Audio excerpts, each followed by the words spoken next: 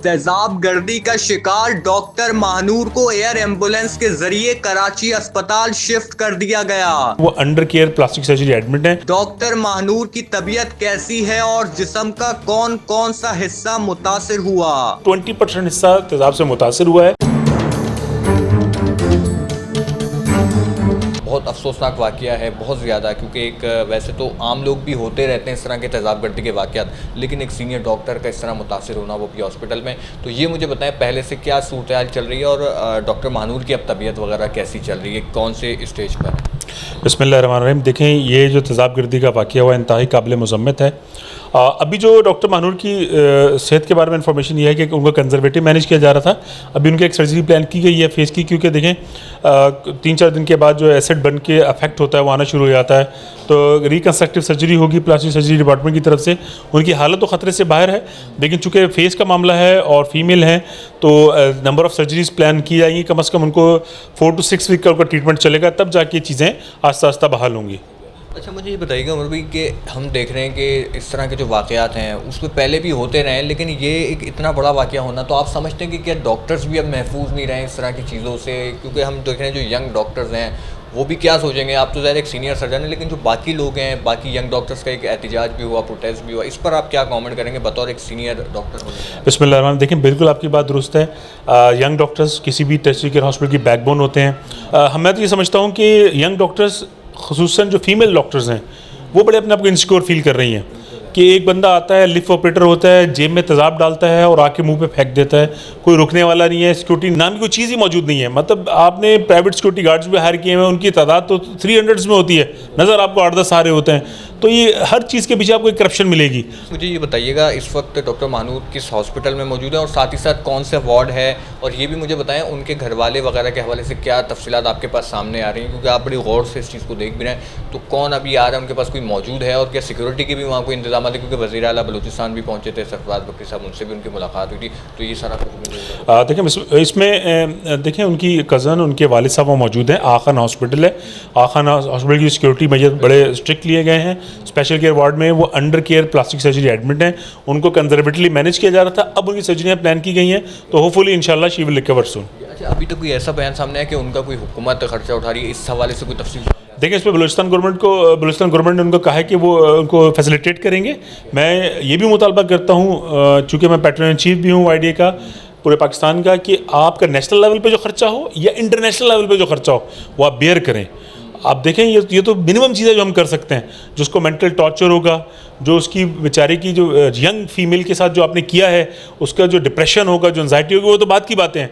कम से कम ये तो कम से कम करें कि वो फाइनेंशियल बर्डन से बच सकें। अच्छा, अभी ये भी चीज़ सामने आ रही है कि उनको बैरून मुल्क भी भेजा जा सकता है, तो इस हवाले से कुछ बताइएगा कि हम कराची में, सिंध में रहते हुए क्या इस सूरत हाल से निकल सकते हैं कि उनकी कराची में सारी ट्रीटमेंट हो जाए, या आपको लगता है कि बाहर आने की भी नौबत आ सकती है? क्योंकि वज़ीर आला पहले ऐलान कर चुके हैं कि ज़रूरत पड़ी तो बाहर भी जाएंगे। देखिए, मोस्ट लाइकली आखान और प्लास्टिक सर्जन जो है बहुत जो है वेल क्वालिफाइड हैं। दे विल ट्राई टू इंशाल्लाह fix this all these matters. अगर खुदा न खास्ता ज़रूरत पड़े तो सिंगापुर प्लास्टिक सर्जरी में एडवांस है, अमेरिका जो है USA जो है वो एडवांस है, तो उनकी फैसिलिटी भी अवेल की जा सकती है। लेकिन लेस लाइकली है इंशाल्लाह यहीं पे चीज़ें बेहतर हो जाएंगी। पूरी बॉडी मुतासिर हुई है, फेस वगैरह की ज़्यादा सूता है, कितने % बॉडी? देखिए हमारी बॉडी ना उसको डिवाइड किया जाता है, यानी 3.5% फेस है, नेक पीछे 3.5% है, नेक 1% है, आपका एब्डोमेन 18% है, हैंड 9% है, लेग 18% है। तो ये जो बॉडी है उसको 100s के बाद मुख्तलिफ हिस्सों में डिवाइड कर दिया जाता है, नंबरिंग कर दी जाती है। तो टोटल उनका 13 to 20% हिस्सा तेज़ाब से मुतासिर हुआ है। फॉर्चुनेटली उनके कवर, बाकी जो बॉडी थी वो कवर्ड थी एप्रन से, कपड़ों से, तो मुतासिर नहीं हो चुके। जो कि अनएक्सपोज पार्ट थे, जिसमें फेस था, आपका हैंड थे, और ये मुतासिर हुए हैं। आंखें ख़ास तौर पे बहुत इंपॉर्टेंट थी, उसमें लेसरेशंस हैं। बताया जा रहा है उनकी बिनाई भी मुतासिर हो सकती है। आप समझते हैं कि अब बिनाई का ख़तरा मौजूद है, या अभी भी उनके लिए एक बड़ा चैलेंज है कि खुदा न खास्ता अगर बिनाई से महरूमियत हो जाए? देखें, एसिड बर्न जो है ना एक बड़ा डेंजरस बर्न है, और चूँकि ये अटैक किया गया उस पर, ये वक्त के साथ साथ पता चलेगा। चूँकि मैं आई सर्जन नहीं हूँ, लेकिन अभी तो फ़िलहाल उनकी जो विज़न है वो मुतासर नहीं हुआ है। लेकिन आगे चल के आइज़ की क्या सूरत हाल रहती है, फेस की क्या क्या कॉम्प्लिकेशन सामने आती हैं, वो वक्त पर पता चलेंगी। जो एक सेकंड ईयर का तालिब इल्म बताया जाता है जिसने उनको बचाने की कोशिश की, उनको पैक किया, अपने कपड़े उन पर ढांपे और उसके बाद वो काफ़ी जल्दबाजी में हॉस्पिटल भी लेके गया। वो खुद भी मुतासिर हो चुका था, वो खुद भी उसके जो अज़ा पर, जिस्म पर वो तेज़ाब लगा। तो उसके लिए आप क्या मुतालबा करना चाहेंगे? क्या ये भी उसमें चीज़ें सामने आ रही हैं कि उसको कोई सरकारी मुलाजमत दी जाए? क्योंकि ऐसे अगर लोग हमारे माशरे में हों जो कि मोटिवेटेड हों, लोगों को बचाएँ, तो उन पर क्या कॉमेंट करेंगे, क्या मुतालबा? देखिए, हम उसकी बहादुरी को दाद देते हैं कि वो एक तरफ तो एक जानलेवा हमला साबित हुआ और दूसरा जान बचाने वाला। तो जिसने एक इंसान की जान बचाई उसने पूरी इंसानियत की जान बचाई। हम तो ये मुतालबा करते हैं कि उसको भी इसी तरह फैसिलिटेट किया जाए, उसको भी जो है वो जो नेशनल हमारे अवार्ड्स हैं वो दिए जाएँ और उसकी जो कंपनसेशन है वो फिलफोर पूरी की जाए। चलिए, कल प्रोटेस्ट की बात है, उस हवाले से क्या रखेंगे और जिला अस्पताल के जो डॉक्टर्स हैं उनका क्या मौक़िफ़ है कल प्रोटेस्ट की वजह? देखिए, जो हमारा प्रोटेस्ट का मेन मकसद ये था कि जो आपको वाक़या पता होगा, जो हमारे एक फ़ीमेल डॉक्टर के ऊपर जो तेज़ाबगरी का वाक़या हुआ, एक बहुत ही दिल खराश वाक़या था। ये सिर्फ डॉक्टरों के लिए नहीं, पूरी पाकिस्तान की आवाम के लिए बड़ा दिल खराश वाक़या था। तो कल हमारे प्रोटेस्ट का मेन मकसद ये था कि हम वार्डिया बलूचिस्तान को, उन डॉक्टरों को, डॉक्टर मानूर को बता सकें कि वो अकेली नहीं है और हम वार्डिया सिंध, वार्डिया JPMC और जिला सिंध का हर डॉक्टर उनके शाना बशाना खड़ा है।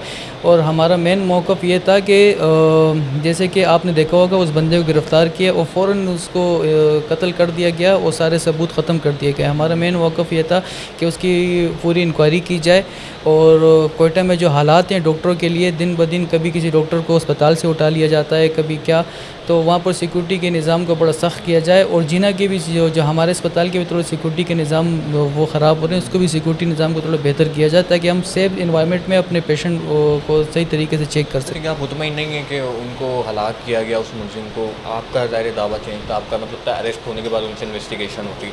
देखिए, हलाक की तरफ कभी भी हम नहीं जाते, हम पुरअमन शहरी हैं और हम डॉक्टर हैं, और हलाक की तरफ तो हम कभी भी, हमारा मौक़िफ़ नहीं था।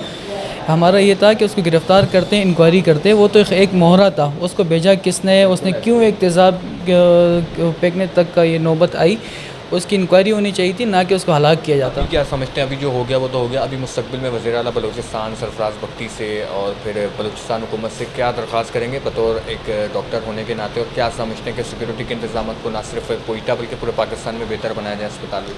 हम CM बलूचिस्तान से यही हमारी रिक्वेस्ट है कि इसकी सख्त कार्रवाई की जाए और वहाँ पर जो CM को चाहिए कि उनकी इंक्वायरी की जाए और वहाँ जो हेल्थ मिनिस्टर और हेल्थ सेक्रेटरी हैं उनके ख़िलाफ़ भी इंक्वायरी हो और ये जो वहाँ सेहत का निज़ाम है उसको बेहतर करें, वरना वहाँ पर डॉक्टरों की प्रैक्टिस करने के लिए निज़ाम बिल्कुल बेहतर नहीं है। सिंध से तो बहुत बुरा हाल है बलूचिस्तान का।